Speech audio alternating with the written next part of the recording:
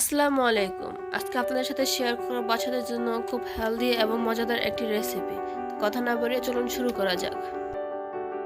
এই রেসিপিটি তৈরি করার জন্য লাগছে আমাদের দুধ, ডিম, গাজর, আপেল, কিশমিশ, খেজুর এবং ওটস। প্রথমে একটি ব্লেন্ডারে গাজর, আপেল, কিশমিশ, খেজুর, ওটস, ডিম এবং সামান্য পরিমাণে দুধ দিয়ে ভালোভাবে ব্লেন্ডার করে নিতে হবে।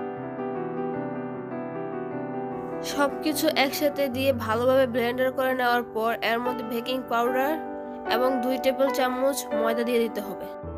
ময়দার পরিবর্তে এখানে আটা দিয়েও করা যাবে। সবকিছু আবারও ভালোভাবে মিক্স করে নেব। ফ্রাই প্যানে তেল গরম হওয়ার পর এটা দিয়ে 5 মিনিটের জন্য ঢেকে রাখতে হবে।